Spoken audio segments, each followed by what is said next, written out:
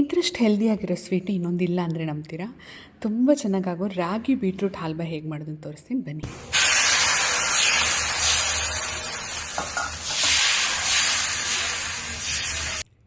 ನಮಸ್ತೆ, welcome to Shivamogga kitchen. Ragi beetroot halwa ಮಾಡೋಕ್ಕೆ ನಾನು 1 ಕಪ್ ಆಗೋಷ್ಟು ರಾಗಿನ 8 ಗಂಟೆ ನೆನೆಸಿಟ್ಕೊಂಡಿದ್ದೀನಿ. ಅದನ್ನು ಮಿಕ್ಸಿ ಜಾರಲ್ಲಿ ಹಾಕ್ಕೊಳ್ತಾ ಇದ್ದೀನಿ. ಅದಕ್ಕೆ 1 ಕಪ್ ಆಗೋಷ್ಟು ಫ್ರೆಶ್ ಆಗಿ ತುರಿದಿರೋ ಕಾಯಿ ತುರಿನ ಹಾಕ್ತಾಯಿದ್ದೀನಿ.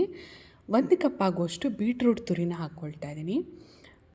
ಘಮಕ್ಕೆ 2 ಏಲಕ್ಕಿ ಹಾಗೆ 1 ಕಪ್ ಆಗುವಷ್ಟು ಬೆಲ್ಲನ ಹಾಕ್ಕೊಳ್ತಾ ಇದ್ದೀನಿ. ನಾನಿಲ್ಲಿ ಜೋನಿ ಬೆಲ್ಲ ಯೂಸ್ ಮಾಡ್ತಾಯಿದ್ದೀನಿ. ನೀವು ಕ್ಲೀನಾಗಿರೋ ಬೆಲ್ಲ ಇತ್ತು ಅಂದರೆ ಈ ರೀತಿಯೇ ಹಾಕ್ಕೋಬೋದು. ಇಲ್ಲದೇ ಇದ್ದರೆ ಬೆಲ್ಲದ ಪಾಕ ಮಾಡಿಕೊಂಡು ಶೋಧಿಸ್ಕೊಂಡು ಆಮೇಲೆ ರುಬ್ಬಿರೋ ಮಿಶ್ರಣನೂ ಕೂಡ ಸೋಸ್ಕೊಂಡು ಅದಕ್ಕೆ ಹಾಕ್ಕೋಬೇಕಾಗತ್ತೆ. ಜೋನಿ ಬೆಲ್ಲ ಕ್ಲೀನಾಗಿರೋದಿತ್ತು, ಹಾಗಾಗಿ ನಾನು ರುಬ್ಬಕ್ಕೆ ಹಾಕ್ಕೊಳ್ತಾ ಇದ್ದೀನಿ. ಅದಷ್ಟಕ್ಕೂ ನೀರು ಹಾಕಿ ನೈಸಾಗಿ ರುಬ್ಕೊಂಡು ಒಂದು ಸರಿ ಸೋಸ್ಕೊಳ್ತಾ ಇದ್ದೀನಿ.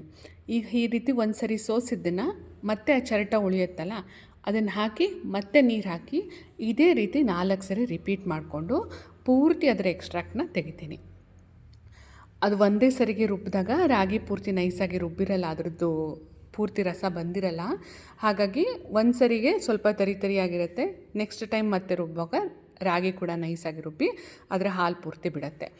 ಈಗ ನೀರು ದೋಸೆ ಹಿಟ್ಟಿನ ಹದಕ್ಕೆ 4 ಸರಿ ರುಬ್ಬಿರೋದನ್ನು ನೀಟಾಗಿ ತೆಕ್ಕೊಂಡು ರಸನ ನೀರು ದೋಸೆ ಹಿಟ್ಟು ಎಷ್ಟು ನೀರಾಗಿರುತ್ತೋ ಆ ಹಿಟ್ಟಿನ ಹದಕ್ಕೆ ಅದನ್ನು ಇಟ್ಬಿಟ್ಟು ಒಲೆ ಮೇಲೆ ಮಗಚಕ್ಕೆ ಶುರು ಮಾಡಿದ್ದೀನಿ.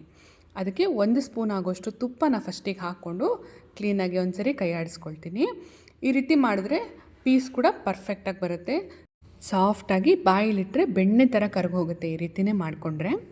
ಹಾಗೆ ಯಾರ ನಮ್ಮ ಚಾನಲ್ನ ಸಬ್ಸ್ಕ್ರೈಬ್ ಮಾಡದೆ ನೋಡ್ತಾ ಇದ್ದೀರಾ, ದಯವಿಟ್ಟು ಸಬ್ಸ್ಕ್ರೈಬ್ ಮಾಡ್ಕೊಂಡು ಸಪೋರ್ಟ್ ಮಾಡಿ. ನಿಮ್ಮ ಸಬ್ಸ್ಕ್ರಿಪ್ಷನ್ನು, ಲೈಕು, ಕಮೆಂಟು, ಶೇರು ಎಲ್ಲ ನಮಗೆ ಮೋಟಿವೇಶನ್ ಇದ್ದಾಗೆ ಇನ್ನೂ ಒಳ್ಳೊಳ್ಳೆ ವೀಡಿಯೋಸ್ಗಳನ್ನ ಮಾಡೋದಕ್ಕೆ.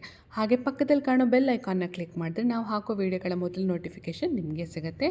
ಕಮೆಂಟ್ ಸೆಕ್ಷನಲ್ಲಿ ಹೈಪ್ ಅಂತ ಹೊಸದಾಗಿ ಒಂದು ಆಪ್ಷನ್ ಇದೆ, ಅದನ್ನು ಒತ್ತಿದ್ರೆ ನಮ್ಮ ವಿಡಿಯೋ ಇನ್ನೂ ಜಾಸ್ತಿ ಜನಕ್ಕೆ ರೀಚ್ ಆಗೋಕ್ಕೆ ನಮಗೆ ಹೆಲ್ಪ್ ಆಗುತ್ತೆ. ನೀವು ಈ ರೀತಿ ರಾಗಿ ಬೀಟ್ರೂಟ್ ಹಲ್ವಾ ಟ್ರೈ ಮಾಡಿದ್ದೀರಾ ಒಂದು ಸರಿ ಟ್ರೈ ಮಾಡಿ ನೋಡಿ. ಖಂಡಿತವಾಗ್ಲೂ ನೀವು ಪದೇ ಪದೇ ಮಾಡ್ಕೊಂಡು ತಿಂತೀರಾ. ಒಂದೇ ಒಂದು ಫ್ಯಾಕ್ಟರ್ ಅಂದರೆ ಕೈ ಬಿಡಬಾರ್ದು. ಅಂದರೆ ಕೈ ಆಡಿಸ್ತಾ ಇರೋದನ್ನು ಸೌಟನ್ನು ಬಿಟ್ಬಿಟ್ಟು ಸುಮ್ಮನೆ ಏನೋ ಕುದೀಲಿ ಅಂತ ಬಿಟ್ಟು ಹೋದರೆ ಅದು ಗಂಟು ಆಗೋಕ್ಕೆ ಶುರುವಾಗುತ್ತೆ. ಹಾಗಾಗಿ ಅದನ್ನು ನೀಟಾಗಿ ಕೈ ಆಡಿಸ್ತಾ ಇರೋದೊಂದು ನೆನಪಲ್ಲಿಟ್ಕೋಬೇಕು.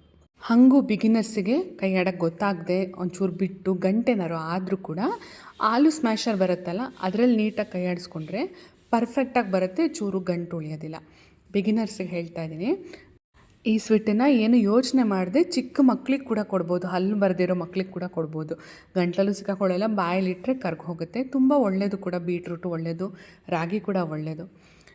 ಈಗ ನೋಡಿ ಗಟ್ಟಿ ಆಗ್ತಾ ಬಂತು, ಅದು ನೀಟಾಗಿ ಕೈ ಆಡಿಸಿ ಯಾವಾಗ ತೆಗಿಬೇಕು ಅಂತ ಹೇಗೆ ಗೊತ್ತಾಗುತ್ತೆ?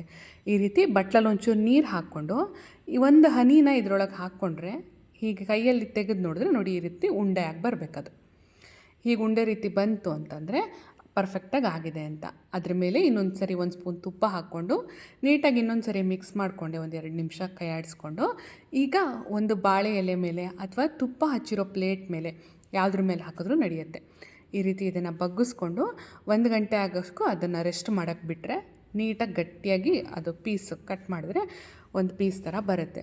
ಮಕ್ಕಳು ಜಲ್ಲಿನ ಎಷ್ಟು ಖುಷಿಯಿಂದ ತಿಂತಾರಲ್ವ, ಹೊರಗಡೆ ಎಲ್ಲೋ ಸಿಗೋ ಜಲ್ಲಿನ, ಅದ್ರ ಬದಲು ಈ ರೀತಿ ಮಾಡಿಕೊಟ್ರೆ ಹೆಲ್ದಿಯಾಗಿರೋ ಸ್ವೀಟ್ ಕೂಡ ತಿಂದಂಗೆ ಆಗುತ್ತೆ.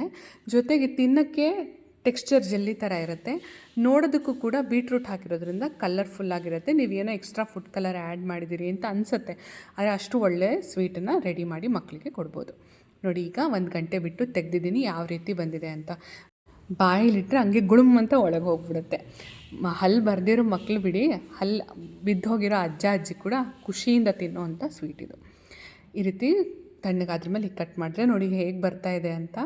ಜಲ್ಲಿ ಥರ ಒಳ್ಳೆ ಅಂಗಡಿಲಿ ಸಿಗೋ ಜಲ್ಲಿ ಥರನೇ ಇರುತ್ತೆ. ಖಂಡಿತವಾಗ್ಲೂ ಎಲ್ಲರೂ ಟ್ರೈ ಮಾಡಿ ನೋಡಿ. ನಿಮ್ಮ ಫ್ರೆಂಡ್ಸ್ ಆ್ಯಂಡ್ ಫ್ಯಾಮಿಲಿ ಜೊತೆಗೂ ರೆಸಿಪಿನ ಶೇರ್ ಮಾಡಿ. ಹಬ್ಬಕ್ಕೆ ಏನೋ ಸ್ವೀಟ್ ಮಾಡಬೇಕಂತ ಯೋಚನೆ ಮಾಡ್ತಾ ಇರ್ತಾರೆ, ಇದನ್ನು ಆರಾಮಾಗಿ ಮಾಡ್ಕೊಂಡು ತಿನ್ಬೋದು. ನೋಡಿ ಹೇಗೆ ಅಲ್ಗಾಡ್ತಾ ಇದೆ ಅಂತ. ತುಂಬ ಚೆನ್ನಾಗಿ ಬರುತ್ತೆ, ನನಗೆ ತುಂಬ ಇಷ್ಟ.